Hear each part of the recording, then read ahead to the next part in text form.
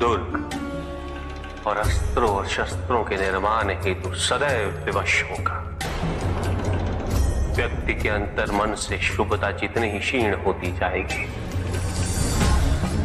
योग की अग्नि जितनी कम होती जाएगी, उसके जीवन में अंधकार की अग्नि भी उतनी ही प्रचंड होती जाएगी। समाज में ऐसे अभिमानी और अहंकारी व्यक्तियों की संख्या सदैव बढ़ती रहेगी पुत्र। समाज में उतनी ही तीव्रता से युद्ध और अस्त्रों के अनुनाद की दिशा में अग्रसर होगा। किंतु पिताजी, जो समाज योग शुभता से विमुख होता जा रहा है, उन्हें कैसे लौटाया जाए? प्रयत्न चाहे एकमात्र किसी के भी धरातल पे चले, जब तक सृष्टि के किसी भी अंश, जब तक एक प्राणी भी शुभता और योग के द्वारा इस समाज को संचालित करने के लिए प्रयत्नशील रहेगा, जब तक वो शुभता और योग को केवल शोभा की वस्तु नहीं समझेगा, तब तक सृष्टि में शुभता की पराजय असंभव है पुत्र। तब तक योग, बल और शुभता का समापन नहीं हुआ है। परिस्थितियां कैसी भी विकट हो पुत्र, अहंकार के अंधकार का आवरण चाहे कितना भी घना हो, आध्यात्म योग और शुभता का एक लघु दीपक भी सदैव उस पर विजयी होता रहेगा। मेरा एक कथन सदैव स्मरण रखना पुत्र, मन के हारने से हार और मन की जीत में ही जीत होती है। अपने मन से शुभता और योग को तुम कभी भी विस्थापित नहीं होने देना। 3 प्रकार के शरीर होते हैं, स्थूल, सूक्ष्म और कारण शरीर। स्थूल शरीर वो है जो हमारे अंग, उपंग, जो प्रत्यक्ष, जिसे स्पर्श किया जा सकता है, और सूक्ष्म शरीर अप्रत्यक्ष, जिसे आत्मा कहते हैं, जिसे स्पर्श नहीं किया जा सकता, किंतु उसकी अनुभूति अवश्य होती है। मृत्यु में स्थूल शरीर का अंत होता है, किंतु आत्मा का नहीं होता, और आत्मा के चारों ओर एक शरीर और होता है, जो चेतन, अवचेतन और अचेतन मन का अवशेष होता है।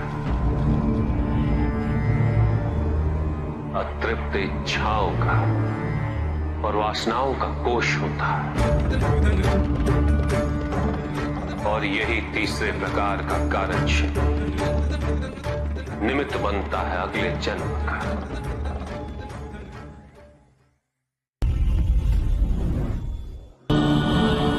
चहचहाने वाली चिड़ियों का गान हमेशा प्रसन्नता का गान नहीं होता। दुख, पीड़ा और मोह ये सब अलग नहीं है, एक समान। तुम्हारा मोह ही तुम्हारा दुख, और तुम्हारे मोह का त्याग तुम्हें पूर्ण रूप से सुखी कर सकता है।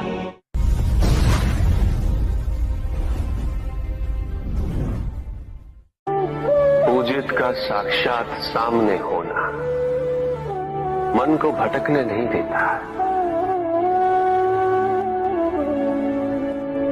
किंतु जो सच्चे भक्त हैं, भगवान तो उनके मन में, उनके हृदय में निवास करते हैं। जिनके हृदय में श्रद्धा है,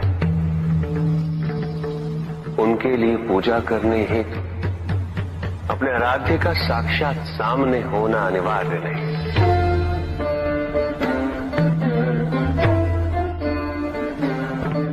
वो तो अपने मन के नेत्रों से प्रतिपल उनके दर्शन पा रहे हैं।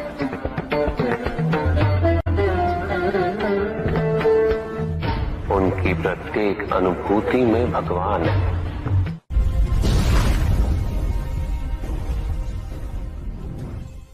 सत्य तो शाश्वत है। सत्य ही संसार में संतुष्टि और सुख का माध्यम। जो सत्य से विमुख हो वो सदैव दुखी रहता है। जिसने भ्रम का मार्ग अपना वो आजीवन ढूंढता रहता है। किंतु विडंबना यही कि उसे ये ज्ञात ही नहीं कि वो ढूंढ क्या रहा है। सत्य तो यही कि तुम एक दैव्य अंश हो।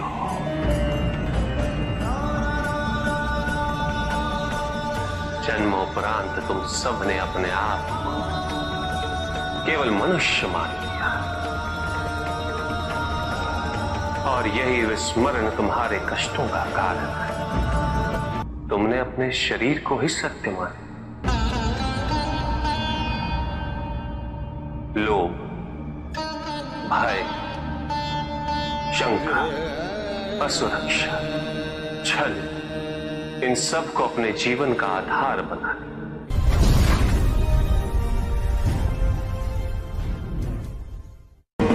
महाशिवरात्रि का व्रत विशेष फलों को प्रदान करने वाला है।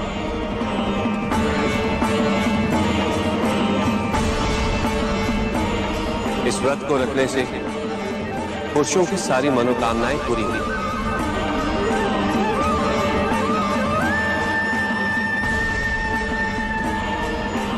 सुहागन स्त्रियों का सुहाग हमेशा बना रहेगा और कुंवारी लड़कियों को मनचाहा वर मिलेगा।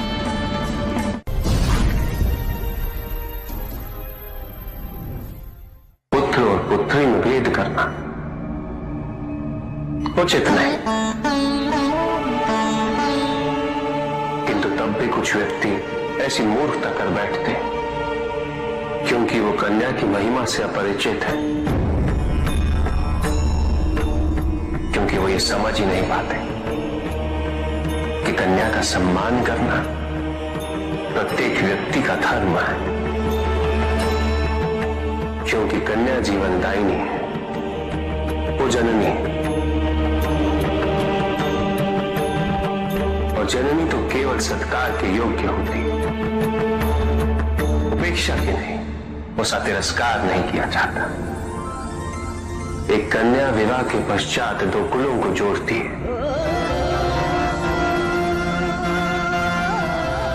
परिवार की स्थापना है तो एक कन्या की भूमिका पुरुष से कहीं अधिक महत्वपूर्ण होती है। और जब परिवार से परिवार जुड़ते हैं तो समाज की स्थापना होती है।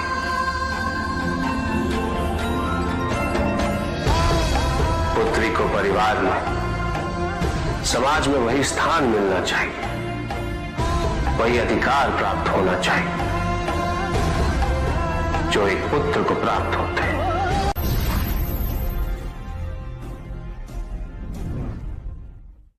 प्रेम क्या है? बताइए महादेव, कृपया बताएं कि प्रेम का रहस्य क्या है?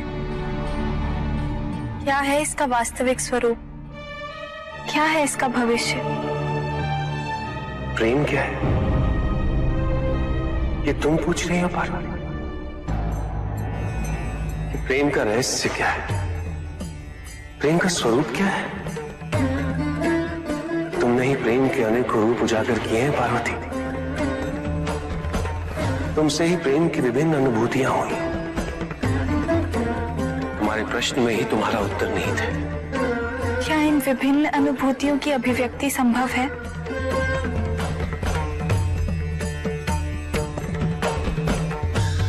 सती के रूप में जब तुम अपने प्राण त्याग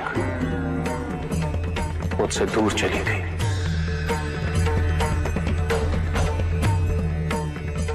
मेरा जीवन, मेरा संसार, मेरा दायित्व सब निरर्थक और निराधार हो गया। मेरे नेत्रों से अश्रुओं की धाराएं बहने लगी। अपने से दूर कर तुमने मुझे मुझसे भी दूर कर दिया पार्वती।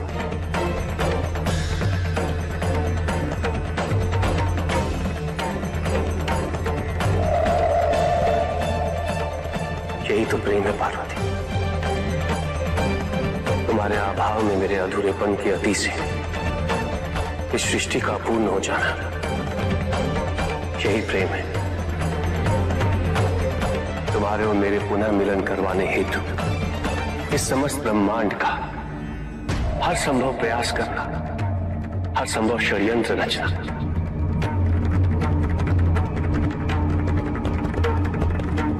इसका कारण हमारा असीम प्रेम ही तो है। तुम्हारा पार्वती के रूप में पुनः जन्म लेकर मेरे एकाकीपन और मुझे मेरे वैराग्य से बाहर निकलने के लिए विवश करना और मेरा विवश हो जाना, ये प्रेम ही तो है।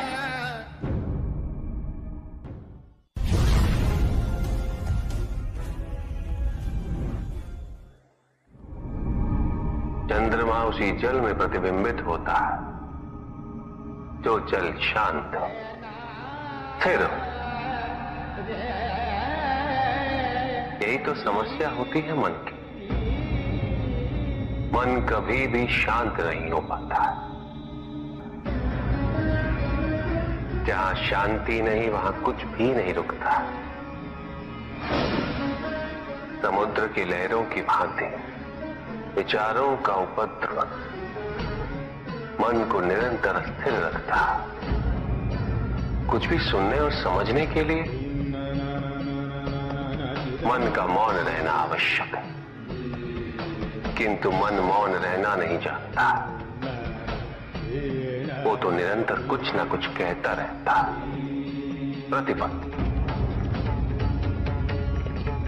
शब्दों का आक्रमण चलता रहता है मन पर, और यही आक्रमण है जिसके कारण व्यक्ति कभी भी शब्दों के परे नहीं जा पाता। जहां जीवन की सत्यता का बोध उसकी प्रतीक्षा कर रहा होता।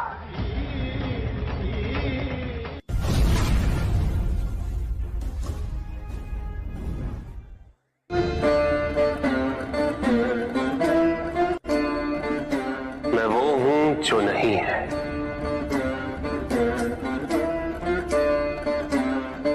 जो नहीं है वो मैं हूं।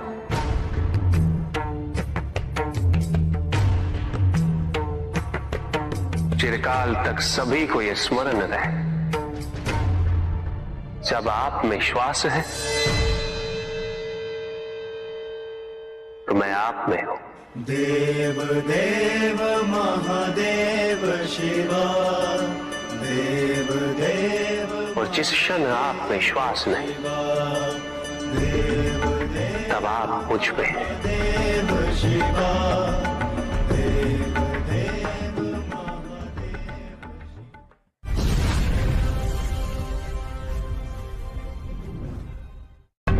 सत्य को जानने के लिए वन में जाना अनिवार्य नहीं है। अपने निजी, पारिवारिक और सामाजिक दायित्वों का परित्याग भी आवश्यक नहीं। सत्य तो सदैव हमारे साथ है, हमारे सामने है, किंतु हम स्वयं धीरे धीरे उस पे अपने क्रोध, अपने अहम, भय, विचार और महत्वाकांक्षाओं जैसे कई आवरण चढ़ा देते हैं। सत्य हमसे नहीं, हम स्वयं सत्य से दूर हो जाते हैं।